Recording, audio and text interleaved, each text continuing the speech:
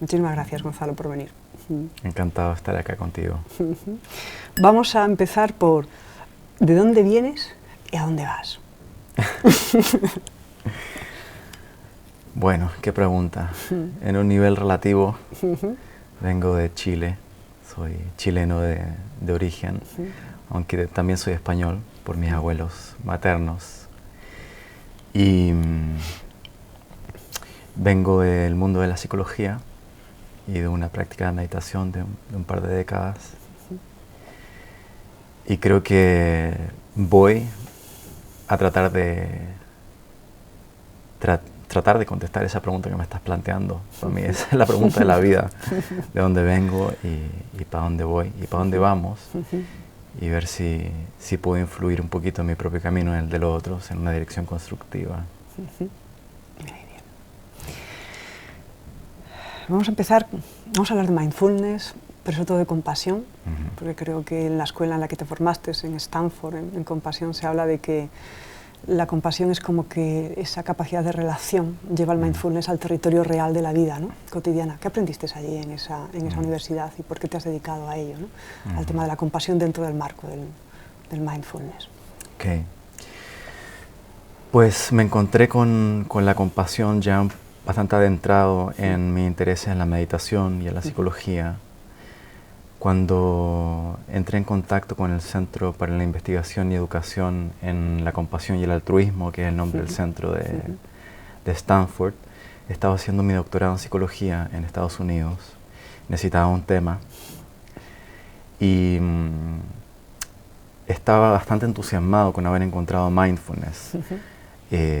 Lo encontré más o menos el año 2005-2006, cuando vivía en Perú en ese tiempo trabajando con adictos, y encontré en la propuesta de Kabat-Zinn una herramienta y un lenguaje útil para presentar lo que yo venía experimentando desde un lenguaje más existencial, espiritual, a un contexto de salud y clínico. Y me pareció una herramienta muy valiosa y surgió mucho entusiasmo en mí a partir de ello, ¿no? Como decir, tenemos un lenguaje y tenemos una vía para compartirlo en el hospital o con pacientes adictos o en contextos donde no necesariamente la gente está abierta o no necesariamente tiene el interés o inclinación de hacer una búsqueda espiritual, y sin embargo tiene necesidad de encontrar vías de sanación y de búsqueda de la integración.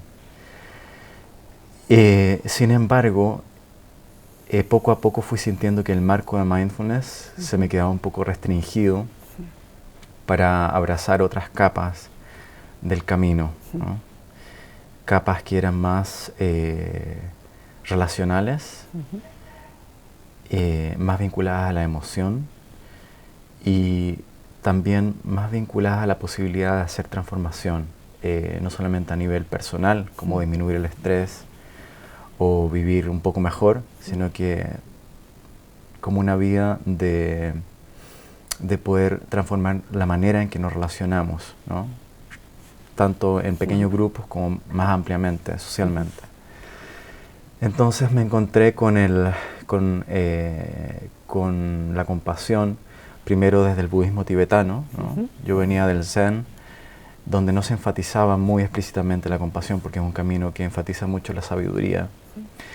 Pero en el budismo tibetano encontré lo que llaman la bodhicitta, ¿no?, o la mente al despertar, que es básicamente la motivación compasiva de ayudar a todos los seres como se pueda, ¿no?, hacer ese voto. Y me pareció muy potente como visión. Entonces, cuando me encontré con el Center for Compassion en Stanford, fue como una segunda vuelta, un segundo giro de cuando me encontré a Kabat-Zinn 5 o 7 años antes de eso.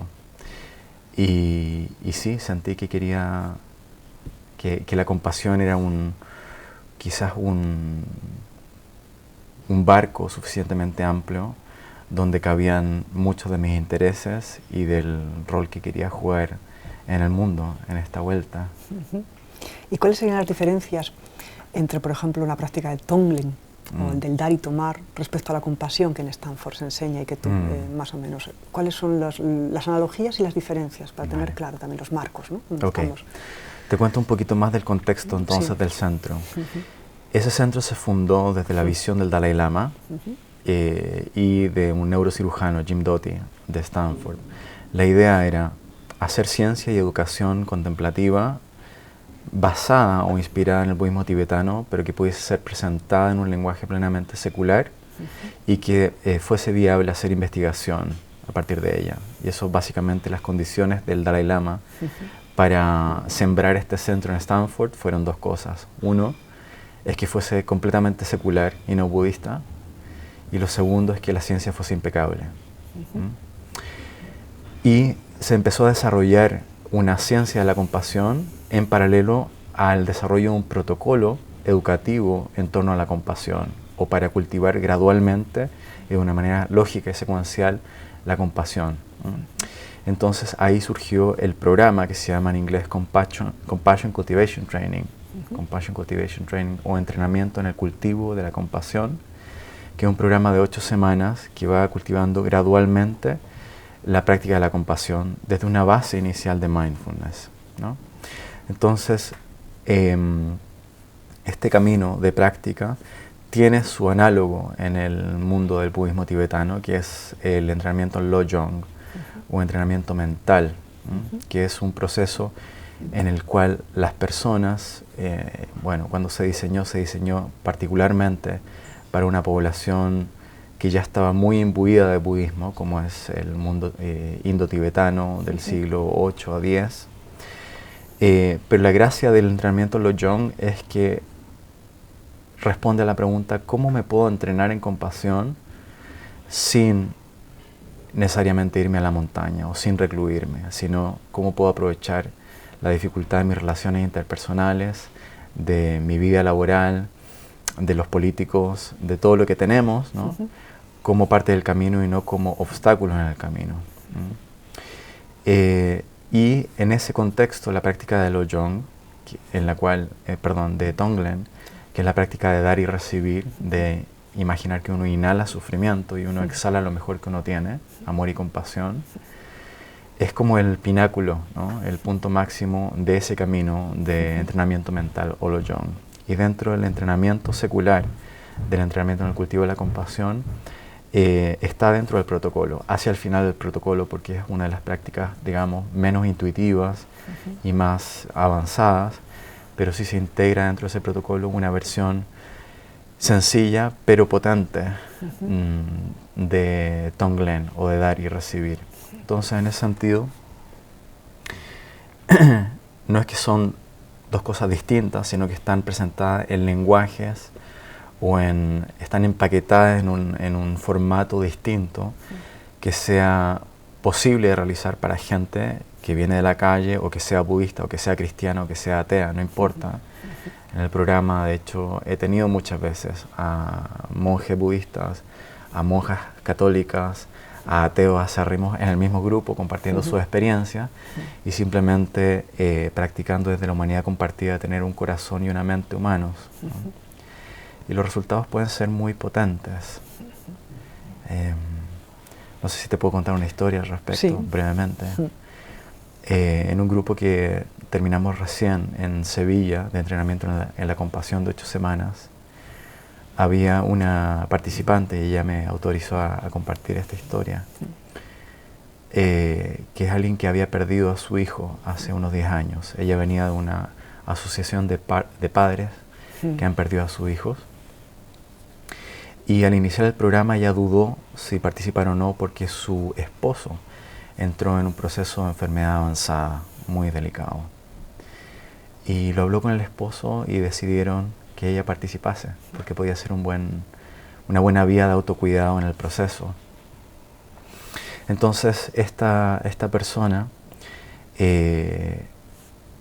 fue a todas las sesiones, hizo las prácticas a diario, y mientras iba a ver a su esposo en el hospital a diario también.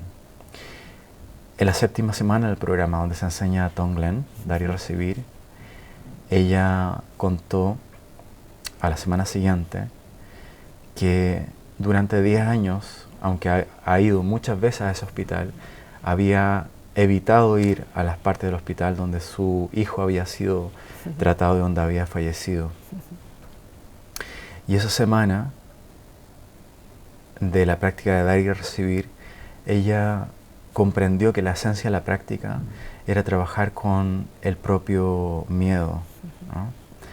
A través de la compasión hacia otros que estuviesen pasando por un sufrimiento similar. Entonces decidió ir a la zona de quimioterapia y radioterapia del hospital, estar ahí, inhalar el sufrimiento de las personas que estaban ahí y de sus familias, imaginando que es humo que ella inhalaba y se transformaba en un centro de luz en su corazón, y exhalando para ellos alivio del sufrimiento, paz, la sabiduría para navegar la situación con la mayor entereza posible.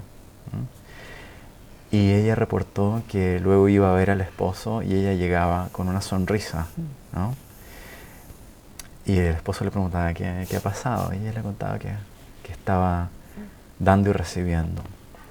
Y reportó algo muy curioso también, que es que a través de la práctica de Tonglen aprendía el entrenamiento en compasión.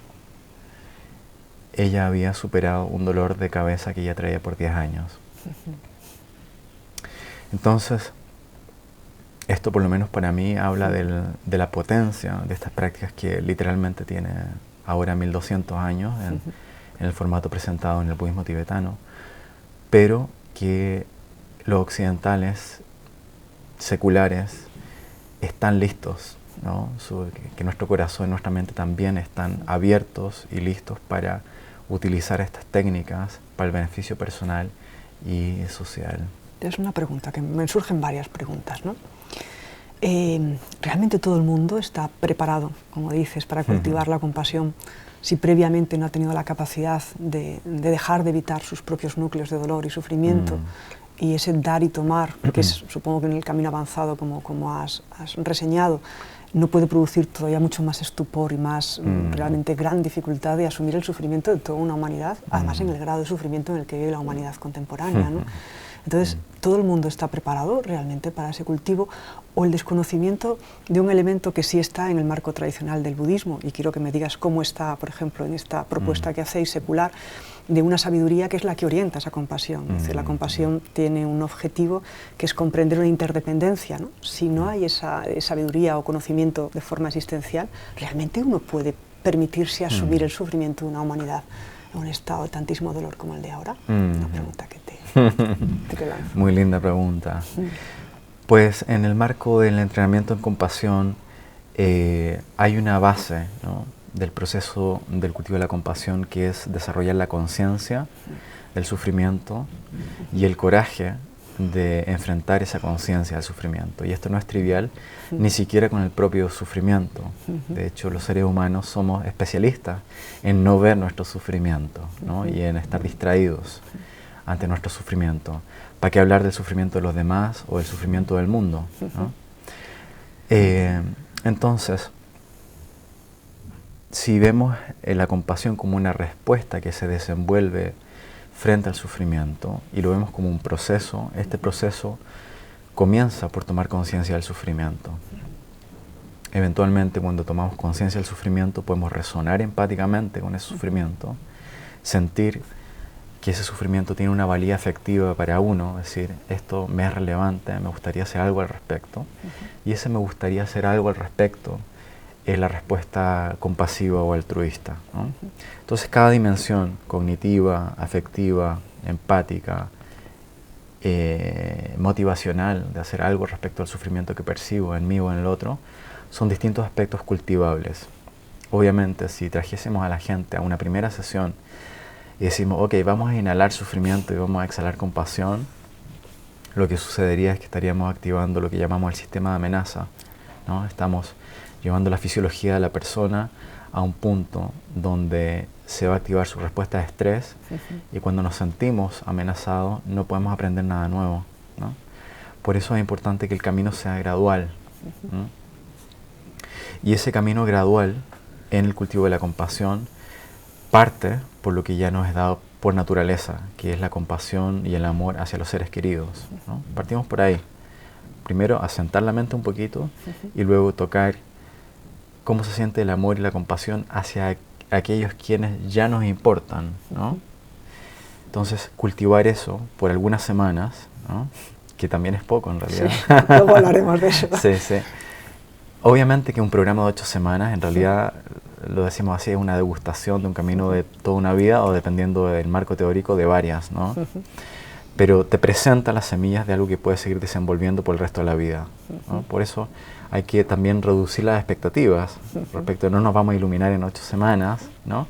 Pero podemos tener el sabor de cómo sería vivir la vida con un ego un poquito menos encapsulado en nosotros mismos y un poquito más abierto a lo relacional.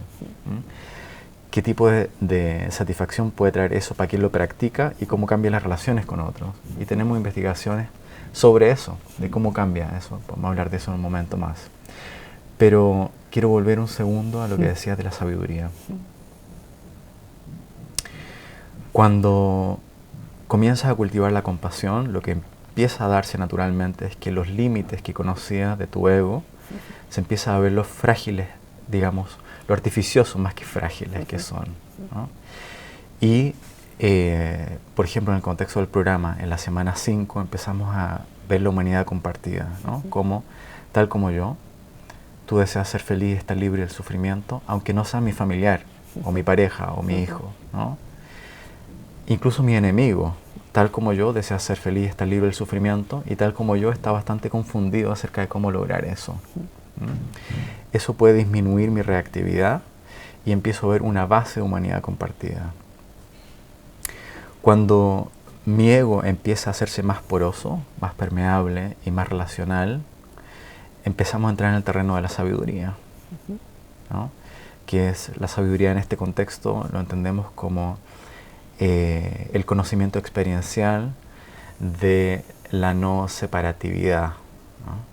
Es como comprender en el cuerpo que en realidad no estamos tan separados como nuestra visión normal o habitual nos hace creer, ¿no? Entonces, si vas caminando por el camino de la compasión, naturalmente te encuentras con la sabiduría. Y, inversamente, si empiezas a trabajar en tu sabiduría, en comprender que la percepción convencional de que estamos separados es una ilusión, ¿no? Es una ilusión óptica de la conciencia, como decía Einstein, naturalmente empieza a surgir también la compasión, porque si te veo a ti como no completamente separada de mí, naturalmente me va a interesar tu bienestar, ¿no? O sea, va a surgir un amor hacia ti. Quiero que seas feliz y que estés libre del sufrimiento. Entonces, por eso se dice en la tradición que la compasión y la sabiduría son como las dos alas de un ave, ¿no? Si falla un ala, el ave no puede tomar vuelo. Entonces no lo sé realmente si es que todo el mundo está preparado. De hecho, no creo que sea algo que puede ser imponible, ¿no? Uno puede ser impositivo respecto a estas prácticas. La gente tiene que tener una motivación para hacerlo.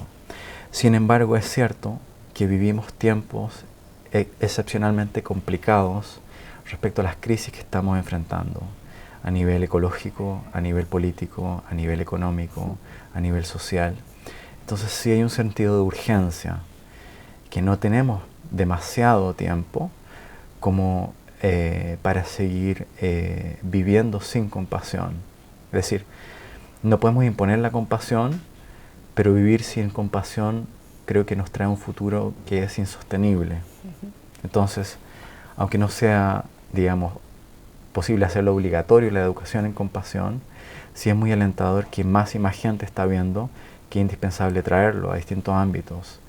Y estamos trabajando con médicos, con educadores, incluso con gente del mundo de los negocios, porque está viendo que incluso los negocios son insostenibles. Obviamente, si es que vivimos desde una noción en la cual queremos trascender los límites de la biosfera para generar negocios y pasarnos por alto la interdependencia básica que tenemos con los ecosistemas, estamos perdidos, ¿no? Entonces, creo que poco a poco la compasión va a entrar en la sociedad como un ethos desde el cual convivir de manera sostenible, básicamente para sobrevivir, ¿no? Entonces sigamos desgranando los elementos que hay en un marco tradicional como el budismo respecto a esta adaptación secular. A las alas del pájaro de la compasión y la sabiduría, dicen las tradiciones, que le hace falta una columna vertebral de la virtud y de un cuerpo ético, ¿no? ¿De qué manera se implementa? Porque si no hay una conformación del psiquismo, ¿no? Para poder trascender ese psiquismo y encontrarse una unidad mayor que un yo autocentrado, ¿cómo trabajáis ese aspecto de la conducta ética? Porque en una época donde hay muchísimo narcisismo, ¿no? Hay realmente un autocentramiento infantil en muchísimas patologías mentales, ¿cómo se hace en esta formación de este pequeño sabor de 8 semanas que indica simplemente la configuración de una semilla que puede eclosionar en toda una vida? ¿Cómo trabajáis ese aspecto de la ética? ¿Hay una ética universal para que en un mismo taller un ateo acérrimo o una monja católica, un budista, encuentren una ética universal?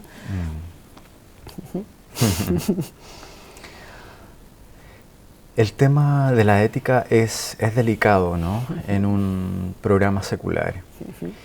Y de hecho, en la mayoría de los programas basados en mindfulness, no es un aspecto que se toque mucho, ¿no? Sino que se entiende mindfulness como una herramienta o una técnica para aprender a calmar un poquito la mente y reducir el estrés y vivir de manera un poco más funcional, ¿no? Muchos profesores que lo enseñan tienen, digamos, la esperanza, ¿no?, de que ese detenerse va a ayudar a las personas a hacerse la pregunta por cómo es una manera más virtuosa de vivir o más proclive a mi propia felicidad y la de otros. En otros programas, por ejemplo, en el programa de entrenamiento en la compasión, obviamente como al traer la compasión al centro ya es una propuesta ética, ¿no? Y en este marco no lo vemos como una ética religiosa, sino que es la pregunta por cuáles son los valores fundamentales de cada persona. Y eso es una pregunta que se hace en la primera sesión, ¿no? Cuando nos preguntamos por los valores, es la pregunta por qué es lo que realmente valoras en la vida. Mucha gente está, y yo en parte incluido, un poco traumatizada por cómo se nos impuso el tema valórico como un librazo en la cabeza institucional, ¿no? Por haber tenido ciertos tipos de formaciones religiosas, por ejemplo. Entonces, cuando la gente escucha la palabra valores, puede tener esa respuesta de amenaza que hablábamos antes. Entonces, la pregunta por los valores en este contexto es: ¿qué es lo que realmente te importa en la vida? ¿Qué es lo que te gustaría, al momento de morir, no haber dejado de hacer en esta existencia? De esta manera, si las personas cultivan mindfulness o cultivan el amor bondadoso o cultivan la compasión, no es solamente para la propia reducción del estrés o aumento del bienestar personal, sino que la gente lo puede conectar con un motivo último. Para alguien puede ser la ecología, para alguien puede ser la familia, para alguien puede ser la paz, para alguien puede ser lo que sea, ¿no? Pero invitamos a la gente que toquen esa dimensión valórica en la existencia. Efectivamente, si las personas tienen una vida muy, digamos, difícil éticamente, si una persona está robando, está mintiendo constantemente, etc., va a ser muy difícil que esa mente pueda, digamos, concentrarse siquiera, ¿no? Sin embargo, no se establecen preceptos al comienzo de los programas seculares, porque ya nos iríamos un poco de lo secular, ¿no? Pero hay una invitación a navegar esa dimensión de la experiencia, y por suerte tenemos ciencia suficiente para saber que los valores son muy importantes respecto al bienestar psicológico y relacional. Es decir, una persona, por ejemplo, un ejercicio sencillo, si alguien escribe, ¿no?, sobre un valor a diario, por ejemplo, si tu valor es la ecología, si te pongo a escribir, ¿no?, o te invito a escribir todos los días 15 minutos acerca de la ecología y cómo ha sido importante en tu vida, cómo te ha llevado a vivir más plenamente, o cómo te ha ayudado a sobrevivir en momentos difíciles de tu existencia, sabemos que tus niveles de bienestar van a aumentar, tus niveles de síntomas depresivos van a disminuir, y incluso van a haber algunos indicadores fisiológicos que van a cambiar de aquí y se van a mantener por los próximos 6 meses. O sea, somos animales de sentido, los seres humanos. Necesitamos tener un sentido para estar sanos, ¿no?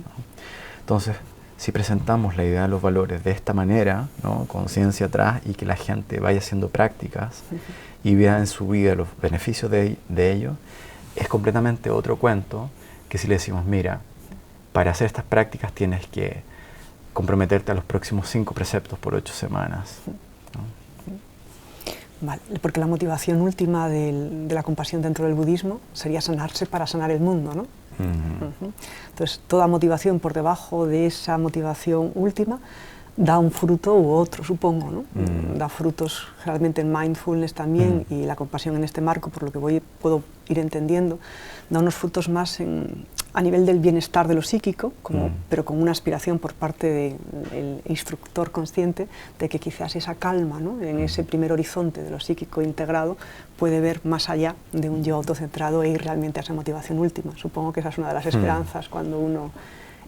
porque yo siempre veo una diferencia entre la aproximación secular, al extraer los elementos, ¿no? De un marco que es completo en sí mismo, porque tiene los métodos de concentración meditativos, la sabiduría, y finalmente la virtud, es como un paquete muy completo, ¿no? Esta secularización, por esta urgencia que tenemos los occidentales, que nos estamos muriendo, ¿no? De enfermedades mentales, nos ha hecho hacer estos paquetes que simplemente señalan con el dedo una luna, ¿no?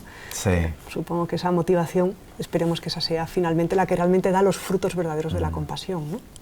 Eso es muy, muy interesante. De hecho, hay investigaciones en mindfulness que muestran que la gente obtiene en parte la motivación que trae. O sea, si alguien entra a un curso de mindfulness para reducir su estrés, usualmente obtiene reducción del estrés. Si una persona busca una conexión espiritual, obtiene una conexión espiritual.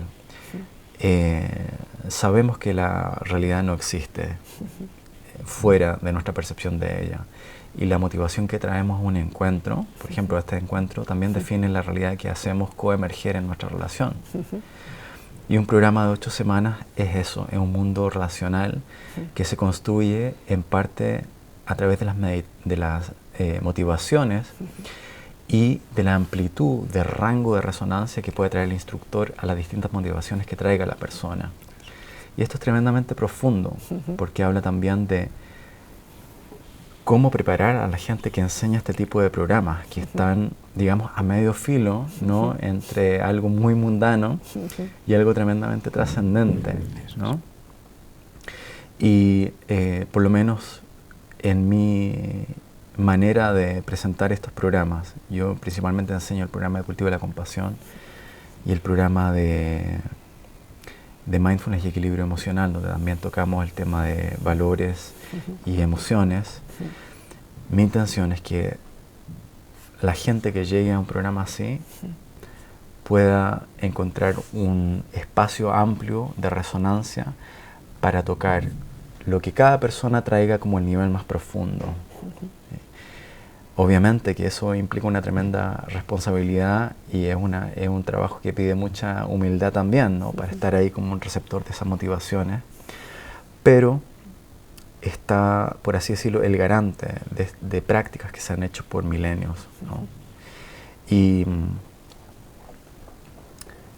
estando expuesto al Dharma por ya casi 20 años,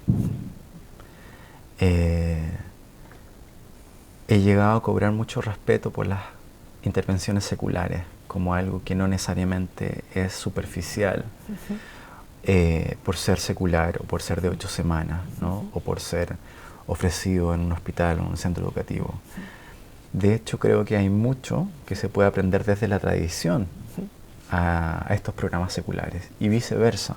Es decir, creo que actualmente hay un puente de diálogo muy fructífero, ¿no? Y aunque hay autoridades, ¿no? Del mundo espiritual, por así decirlo, que miran con mucha sospecha los programas seculares basados en mindfulness y compasión, yo admiro mucho la postura que tiene el Dalai Lama al respecto, que, no sé, me cuesta encontrar a alguien con mayor sabiduría y compasión, ¿no? Como ejemplo de vida, y que sin embargo tiene una mente de principiante completamente, y que está completamente abierto Y al verlo dialogar con científicos, es un niño curioso y abierto. Y él siempre dice algo que a mí me sorprende mucho, ¿no? Si la ciencia encuentra algo que contradice un principio que nosotros creemos en el budismo, vamos por la ciencia, ¿no? Entonces, nuevamente, desde el punto de vista de que no tenemos demasiado tiempo que perder, es muy importante ser flexible con los marcos de referencia que uno tiene y estar dispuesto a aprender de la sabiduría desde donde venga, ya sea que venga de un niño, que venga de un científico, que venga de un lama, que venga de un poeta, y ver qué aplicabilidad tiene esa verdad, ¿no? Vi ayer un video del Dalai Lama con Humberto Maturana, que es un biólogo chileno, con su teoría de la autopoiesis, y el Dalai Lama le agradecía a Humberto por ser su maestro, y ser su maestro en particular respecto a la importancia de no aferrarse, de no apegarse a los propios marcos de referencia. Yo creo que esa actitud del Dalai Lama es algo tremendamente admirable y creo que es un sello, ¿no?, de un verdadero maestro. Eso me viene la frase que tenía aquí apuntada de solo el amor expande la inteligencia, ¿no?, al ensanchar el dominio relacional en el cual uno opera, ¿no? Es una frase de Maturana. Pues cerremos esta fase. Vamos a desgranar un poco la compasión. ¿Cómo trabaja? Insistía también el Dalai Lama que la compasión no es posible si previamente no hay una autocompasión, si no hay un trabajo sobre el propio sufrimiento, si huimos evitando el sufrimiento, que además parece que es el inicio de muchas de las patologías mentales, es muy difícil que podamos acceder. Entonces, ayúdanos a cómo se transforma el sufrimiento, ¿no? Hay una línea además dentro del budismo tibetano, ¿no?, todo el tema del tantra, ¿no?, de la escuela vajrayana, ¿no?, de que transforma, ¿no?, una emoción negativa como la ira. Vamos a poner un ejemplo que seguramente le servirá a mucha gente. ¿Cómo se puede transformar ese sufrimiento en un camino de comprensión y de sanación? Sí. El coraje de la compasión. Ajá. Sí. Tener una mente humana y tener un cerebro humano es tener un problema, ¿no?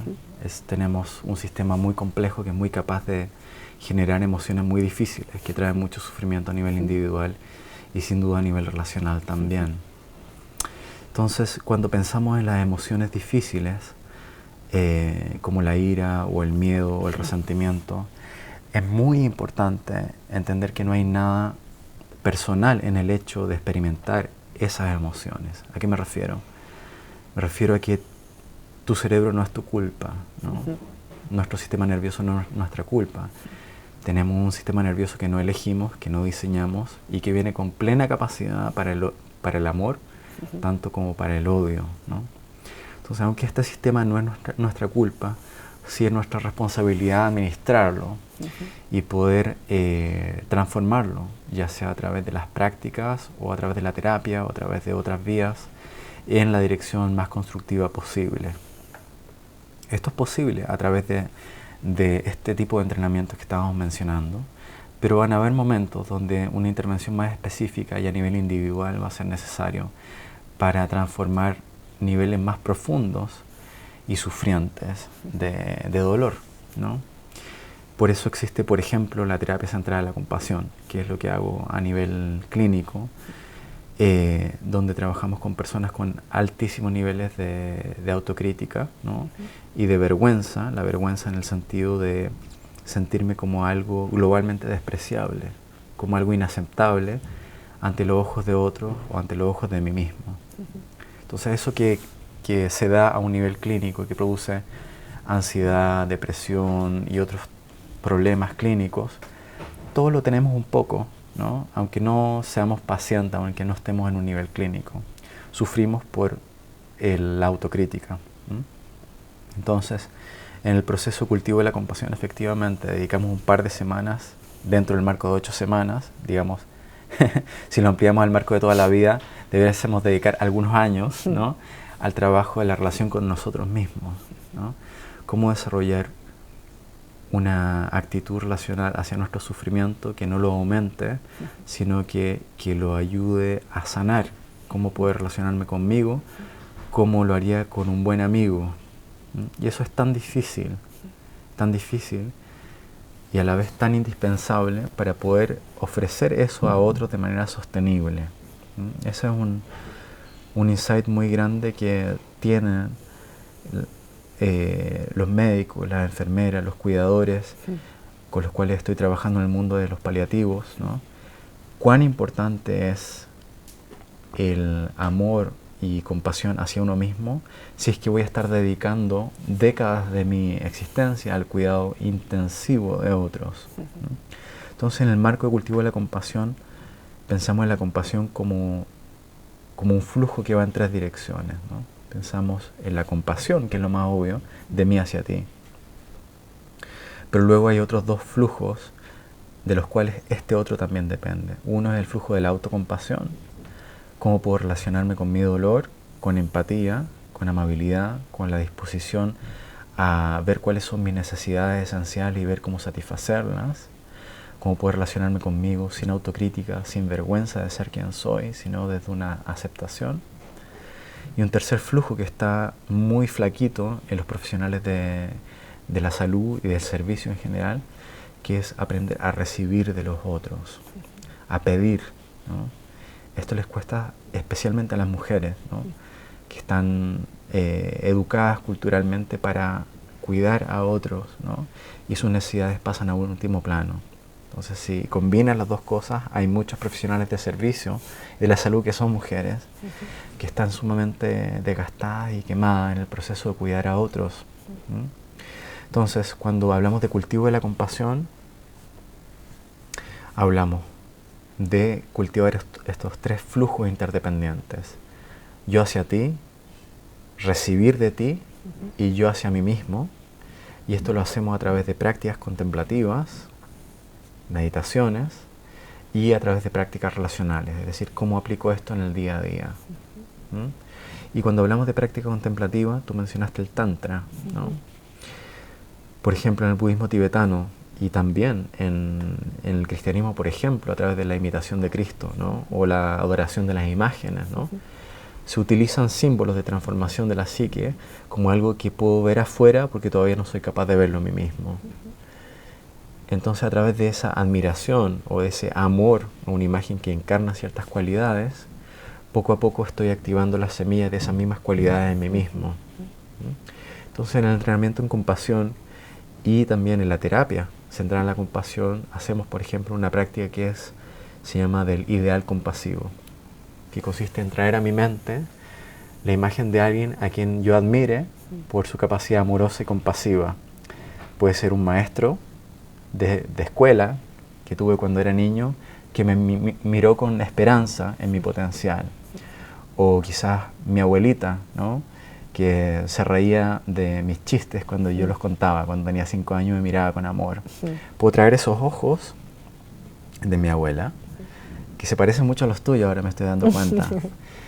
Y quizás te vuelves una imagen compasiva para mí también. Te puedo traer en mi imaginación y imaginar que absorbo o que recibo de ti ese influjo de amor y compasión en este momento. Entonces, el yo no es fijo ni es sólido, sino que se ha ido construyendo a través de los retazos significativos de mis relaciones amorosas, ¿no? De esta abuela, de ese maestro, de mis parejas, de quien sea que me ha amado bien, ¿no? Me va quedando esos restitos en el corazón. Y de esta manera puedo ir armando una voz interior que es cálida y compasiva y sabia, que me puede hablar desde una cierta cualidad de aceptación y amor en mi mente, y que eventualmente eso puede salir y ofrecerse hacia otros también. Entonces, alguien puede escuchar eso desde el budismo tibetano y me dice, pero si ese es el guru yoga, ¿no? Sí, pero no necesitamos llamarlo así, pues estamos hablando de simplemente mecanismos básicos, ¿no? De cómo funciona nuestro cuerpo y nuestra mente, que podemos tomar, por ejemplo, inspiración de otros y nutrir esas cualidades de nosotros. Y eso lo hemos hecho los humanos desde siempre y en todas las tradiciones, ¿no? En el sufismo está también, ¿no? La devoción al amado, ¿no? Esa poesía hermosa que surge, por ejemplo, en Hafiz o en Rumi, ¿no? Es lo mismo, ¿no? Es esa devoción hacia ello que amo y admiro, es lo que me permite hacer florecer en mi propia mente y corazón esas cualidades. ¿No? Pregunta. Una de las dificultades que parece que tiene la gente, o por lo menos yo también lo veo en mis talleres, ¿no?, es el tema de si dejo de tener esa vigilancia de la crítica o de autocrítica o del juicio o el discernimiento en su lado sano y correcto, dejaré de crecer y de cambiar y transformar lo que son emociones insanas, lo que realmente son defectos de carácter que necesitan una transformación y una redención, ¿no?, una redención de la sombra, ¿no?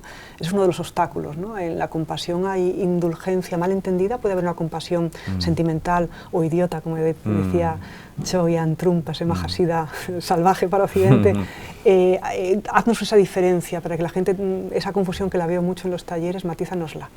Cuando realmente la necesidad de criticar o discernir, esto es una emoción insana, por lo tanto hay que hacer algo con ella, no puedo simplemente complacerme con una compasión idiota, decir, bueno, no pasa nada. Sí pasa, es una emoción aflictiva, es una tendencia, es un algo en el carácter que hay que desarraigar con la técnica o la vía pues que Dios nos traiga al momento, ¿no? Nos puede desarrollar un poquito ese aspecto. Sí, claro.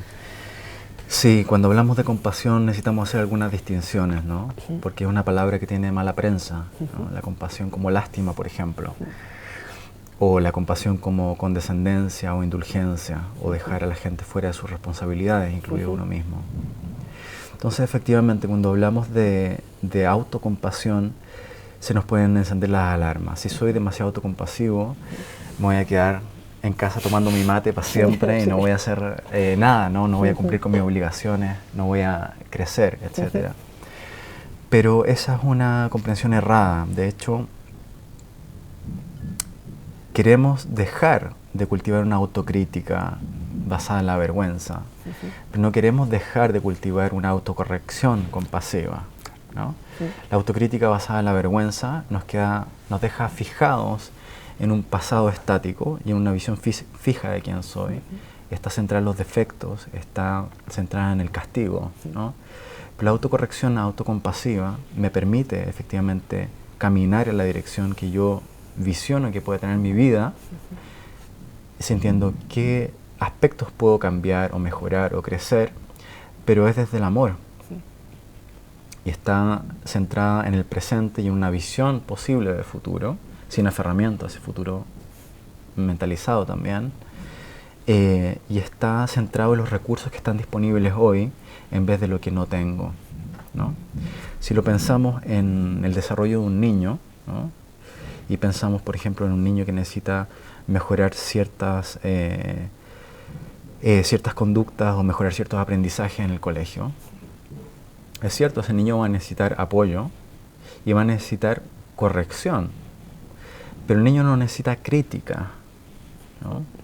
El niño necesita acompañamiento para ver en qué se está equivocando y en ayudarlo a cultivar aquello que necesita desarrollar. Pero sabemos, porque también nuevamente hay ciencia que lo muestra, sabemos que el niño va a aprender más y mejor si quien lo guía tiene una cualidad de sostén amorosa. Si es que quien lo acompaña y lo guía tiene una voz crítica, dura, que avergüenza, que culpa, que aísla, el niño va a tener activo su sistema de amenaza. Cuando su fisiología del estrés está activa, su cerebro y su cuerpo no están listos para aprender. Entonces, tal como uno no elegiría para un hijo propio, ¿no?, un profesor crítico y humillante, nosotros en nuestro fuero interno poco a poco podemos elegir un profesor un poco más amable, o un coach, o un mentor interno con una voz amable que sea capaz de apuntar a aquello que necesita ser mejorado, pero desde un tono amable, ¿vale? Entonces, autocompasión no es ser autocondescendiente. Y de hecho, investigación que hay sobre autocompasión, y ahí está Paul Gilbert y están Kristin Neff como dos focos importantes a nivel mundial de investigación, muestran que las personas más autocompasivas tienen más probabilidad de cumplir sus objetivos que las personas más autocríticas y más perfeccionistas en el sentido, digamos, de una relación difícil con uno mismo. Porque cuando uno es muy autocrítico, está el miedo a fracasar, que eso te bloquea para dar los pasos que necesitas para siquiera hacer las cosas relativamente bien, ¿no? Entonces es una paradoja.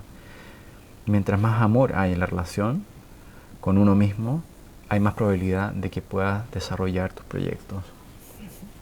Pues vamos a ir cerrando. A ver cuál cojo, de todas las que tengo folios y folios de preguntas, pero no podemos abarcarlas todas.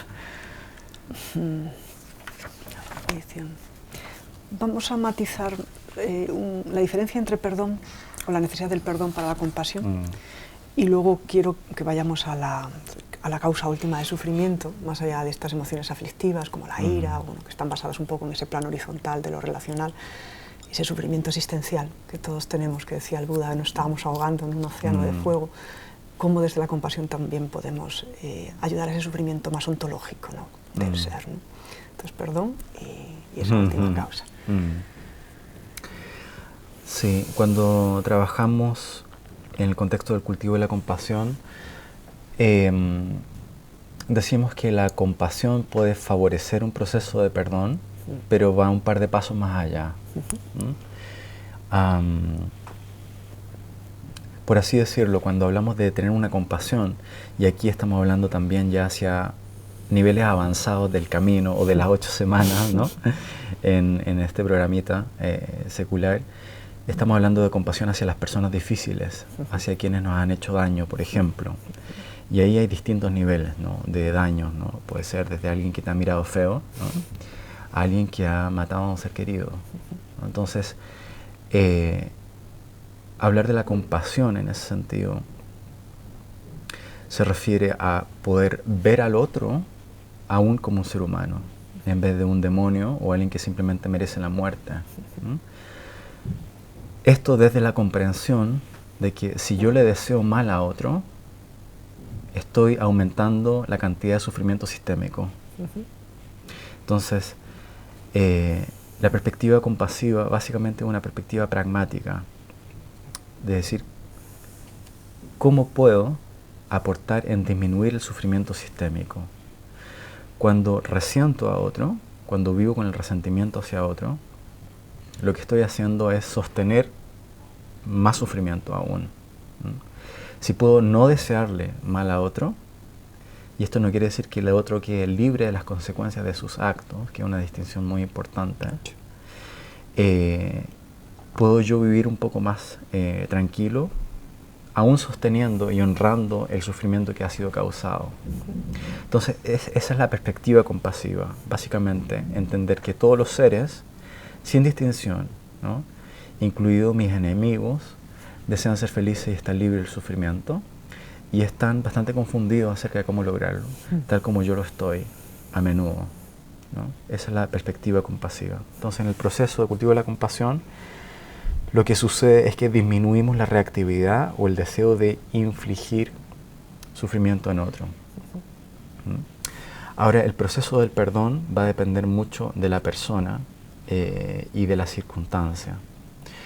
El perdón es un proceso que no puede ser forzado, ya que el corazón tiene sus ritmos orgánicos de abrir y de cerrar. Sin embargo, si uno entiende el perdón como el proceso de soltar el resentimiento, y vemos que eso puede traer gran beneficio a quien lo practica, y si entendemos que eso no necesariamente implica un proceso de reconciliación, que es todavía otros pasos más allá, puede ser muy interesante explorarlo como proceso de sanación psicológica. Y bueno, esto es algo que exploramos un poco en el libro de Mindfulness y Equilibrio Emocional. Le dedicamos un capítulo al tema del perdón, ¿no? Y lo enfocamos desde esta manera, como casi desde el beneficio egoísta que puede tener soltar el resentimiento. Pero sí, es delicado. Y ahí nuevamente uno de los grandes es el Dalai Lama, ¿no? Y otro grande es Desmond Tutu, ¿no? En el proceso de pacificación de Sudáfrica, ¿no?, post-apartheid, que quedan tantas, ¿no?, huellas del sufrimiento causado entre vecinos, básicamente, sufrimiento a nivel brutal. Hay experiencias ahí, hay experiencia en Irlanda, hay experiencia en distintos lugares donde un proceso de perdón y reconciliación ha servido para retejer el entramado social sin por eso olvidar. De hecho, el perdón no puede ser olvido, ¿no? A nadie no es conveniente olvidar. De hecho, eso nos puede poner en riesgo de volver a cometer los mismos errores.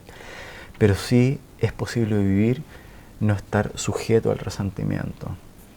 Y creo que la compasión es una puerta de entrada que puede facilitar el perdón. Esa sería como la relación. Muy bien. Y terminamos, yo creo que con esta pregunta del sufrimiento ontológico. Hay en estos programas seculares la posibilidad de abordarlo como se aborda, con la profundidad de la trascendencia, donde claramente está la dimensión espiritual nombrada.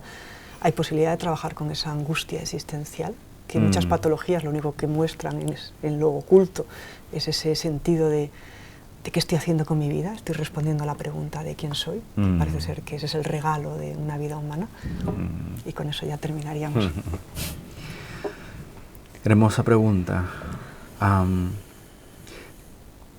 Creo que el programa de cultivo de la compasión y otros programas seculares son puertas de entrada a una dimensión mucho más profunda de la existencia. Son invitaciones. Para mucha gente es una invitación más que suficiente para lo que necesitan en ese momento, pero la puerta queda abierta a explorar esa dimensión más profunda. De alguna manera está ligada con la pregunta anterior, la que me haces ahora. ¿Por qué?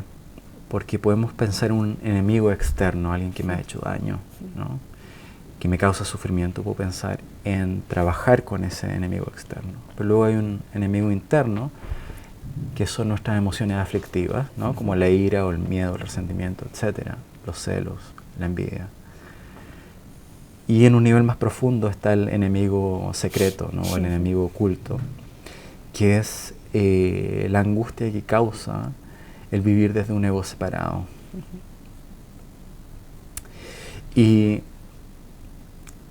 creo que es difícil que esa cápsula del ego se abra o se rompa o hay un parto en 8 semanas, ¿no? Pero creo que pueden haber luces de por dónde entrar para quien tenga la curiosidad de hacerlo. Y sí coincido con la premisa que tiene tu pregunta, que hasta que no se trabaje ese nivel profundo de sufrimiento ontológico, esa herida va a seguir supurando en sufrimientos en otras capas más superficiales. Entonces, sí, con estos programas, ojalá que surja una curiosidad de buscar más profundo, ya sea en caminos espirituales o en caminos seculares, pero caminos de indagación de qué es lo que significa en el fondo ser un ser humano, ¿no? Y tal como comenzaste la entrevista, hacer la pregunta de dónde venimos y para dónde vamos en el fondo. Pues muchísimas gracias, Gonzalo. Creo que hemos trazado un pequeño hilo de Ariadna, que esa es la idea de este programa, y que hay muchas semillas posibles para esa indagación. Muchas gracias por venir.